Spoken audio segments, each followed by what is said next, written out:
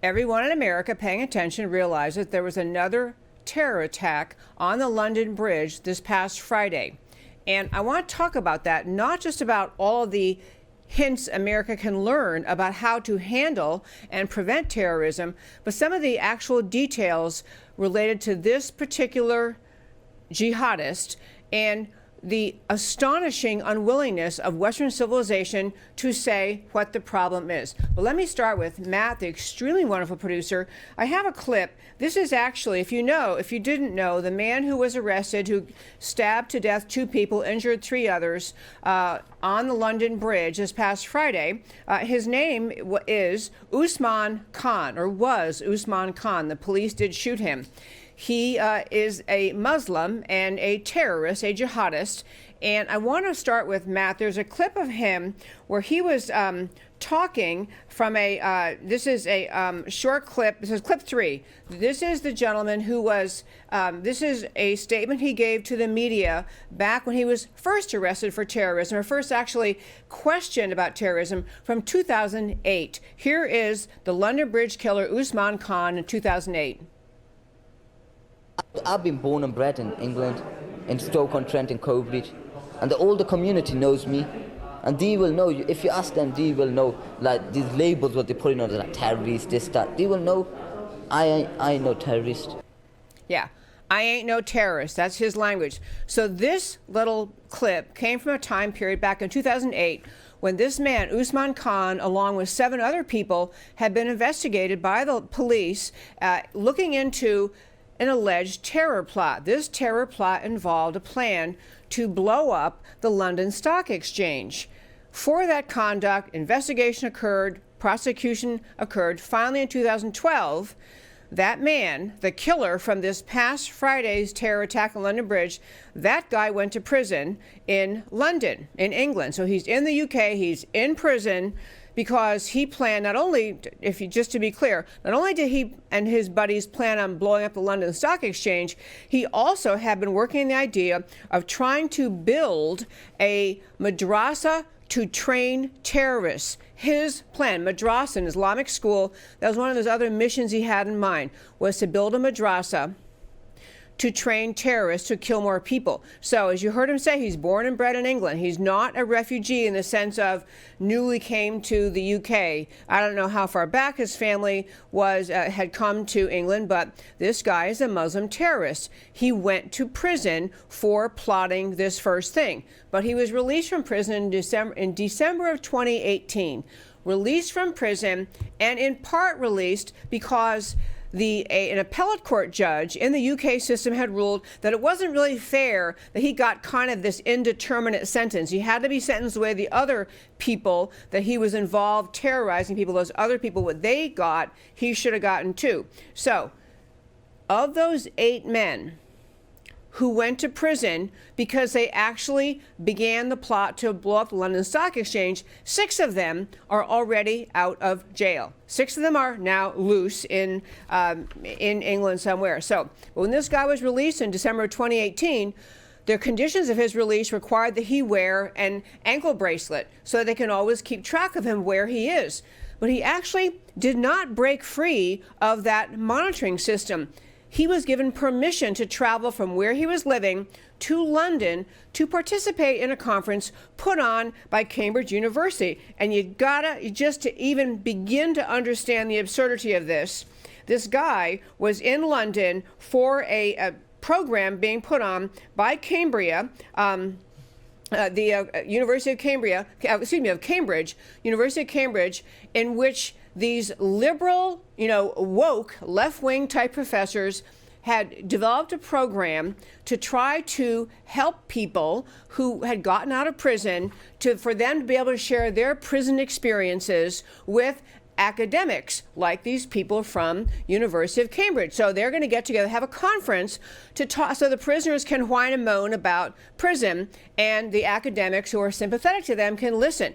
This guy was actually in London because he was invited to speak at that conference. A guy who planned to blow up the stock exchange, invited by these left-wing woke academics saying, hey, yeah, come on, tell us, share your story. So the 2 people he killed at the were both related to this conference. The conference conference is called Learning Together. Isn't that sweet, learning together? So one of the two people killed by this guy, and by the way, it was a knife attack. He's just simply stabbing people, knife attack. So one was a guy named Jack Merritt. He's a course coordinator. He's a coordinator of the course Learning Together, which was hosting the seminar. And another one was a woman, Saskia Jones, 23, who was also attending this program. So this woke thing, the idea of let's just come together and talk about prison, results in this guy being permitted to be in London, comes to London, and of course gets a hold of a knife and starts stabbing people, runs out to the London Bridge, and is eventually, when the police finally pull the other civilians off of him who were trying to hold him down, and the civilians got off, they see this guy has what appeared to be a suicide vest on. As it turned out later, it wasn't a real suicide vest, but it looked like one, so the police shot him dead. And we're going to talk about what lessons we can learn in America from what happened over there. A couple of things to understand about this astonishing situation. This guy had involved with a group that was known to the police. He was described as soon as he was arrested, or as soon as he was identified after being killed by the police, as a known terrorist. But I want to turn and talk to how the London police respond to this kind of attack. There is a quote, and again, this is Matt the Wonderful. This is clip 2. This is a clip of a woman. She is the London Metropolitan Police Commissioner. Her name is Cressida Dick. She gave a statement to the public after this horrific incident in which 2 people were stabbed to death, 3 more were seriously injured and taken off to the hospital. Here is a statement from the Police Commissioner of the Metropolitan Police of London. That our city of London has again been targeted by terrorism. It is with the heaviest of hearts that I have to inform you that, as well as the suspect who was shot dead by police, 2 of those injured in this attack in the London Bridge area have tragically lost their lives. My heart goes out to their loved ones and to the 3 further injured victims who I understand are being treated in hospital, and of course to everybody who has been affected by today's terrible and mindless events. The attack started at Fishmongers Hall in the City of London. My understanding is that police were called at 13:58, 2 minutes to 2, and City of London police officers had bravely and professionally confronted the suspect by 14:03, just 5 minutes later. The empty ideology of terror offers nothing but hatred, and today I urge everyone to reject that. Ours is a great city because we embrace each other's differences.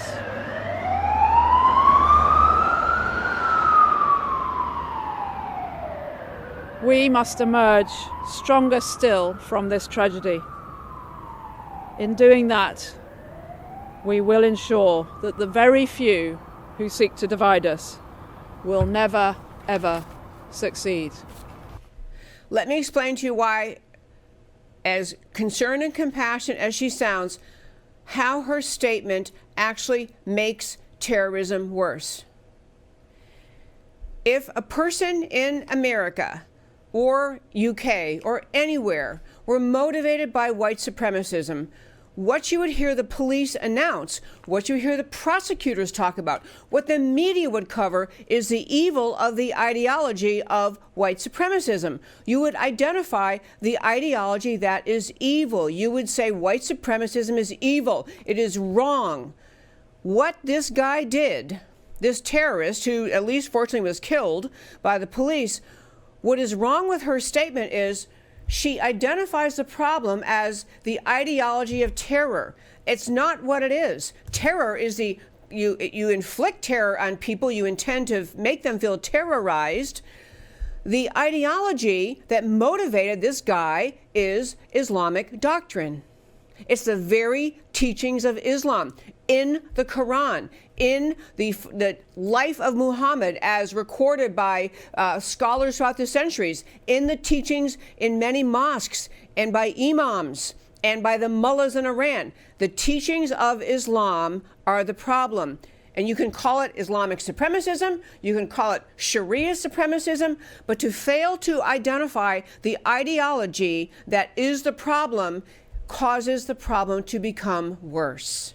And this has been part of the problem for the UK and Western Europe, and frankly, among left-wingers in this world. They cannot simply come to grips with the reality that there is a religion in the world today, a religion, Islam, whose teachings actually going back to the time of its founding in whatever it was, 632 or 682 AD, whatever it was, those teachings have always told devout followers, it is your duty to spread Islam by force or duplicity. It is your duty to force the rest of the world into submission to Islam, into submission to Sharia, Islamic law, which is just the Sharia, the entireness of Islam made into law. It is the duty of devout Muslims to do this. If you don't identify that as the problem, you, by not doing that, validate, legitimize that all this guy did wrong was commit terror. You have to point to the ideology. Islamic Sharia supremacism, Islamic supremacism is just as evil as white supremacism, and you have to call it by its name. Much more on this in the rest of the show, but that, my friends, is the end of today's First Five.